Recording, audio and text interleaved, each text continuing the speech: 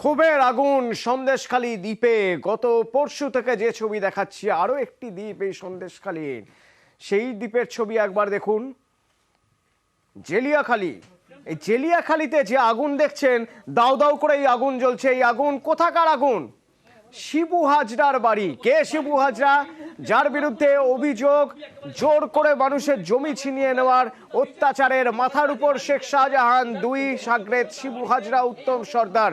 আগেই আজ উত্তম সর্দারের বাড়ি আর পোল্ট্রিতে ভাঙচুর করে আগুন ধরানো হয়েছে। আর এবার জেলিয়াখালীতে শিবু হাজরার বাড়িতে আগুন। আশপাশে যে পোল্ট্রি ফার্মগুলো ছিল বাড়ির পাশে, সেগুলো ভাঙচুর করে নষ্ট করে দেওয়া হয়েছে। কারা করলো? তৃণমূলের দাবি বিজেপি আশ্রিত দুষ্কৃতীরা করেছে।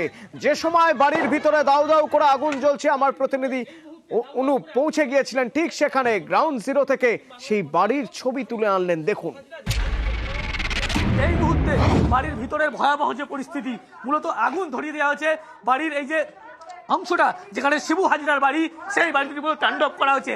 একেবারে ভয়াবহ পরিস্থিতি গোটা বাড়ি ক্ষেত্রে যদি বলি, এবং বাড়ি এইভাবেই আগুন ধরানো হয়েছে এবং গোটা পরিস্থিতি একেবারে যে নিয়ন্ত্রণের বাইরে এমনটা বলা যায়। এই বাড়িতে রীতিমতো ইট বৃষ্টি করা হয়েছে। সেই ছবি একেবারে দেখতে, শিবু হাজরার যে বাড়ি সন্দেশখালী জেলিয়াখালী গ্রাম, সেই গ্রামে। এবং এই বাড়িতে যে ভাঙচুর করা হয়েছে এবং এখনো পর্যন্ত গোটা গ্রাম, সেই গ্রামে কিন্তু তাণ্ডব করা হচ্ছে এমনটা অভিযোগ করা হচ্ছে।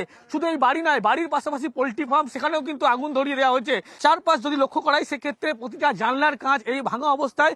বাড়ির ভিতরে এখনো পর্যন্ত প্রচুর জিনিসপত্র যেগুলো এখনো জ্বলছে এবং ধোয়া বেরোনোর ছবি কিন্তু স্পষ্ট দেখতে পাচ্ছ। বাড়ির সামনে এইভাবেই কাঁচ পড়ে রয়েছে এবং গোটা বাড়িতে কিন্তু এই মুহূর্তে আগুন জ্বলছে। যে শাটারের একটি মুখ দেখা যাচ্ছে, সেখানেও কিন্তু দাউ দাউ করে ধোয়া বেরোচ্ছে, সেই ছবি কিন্তু একেবারে দেখতে পাচ্ছ।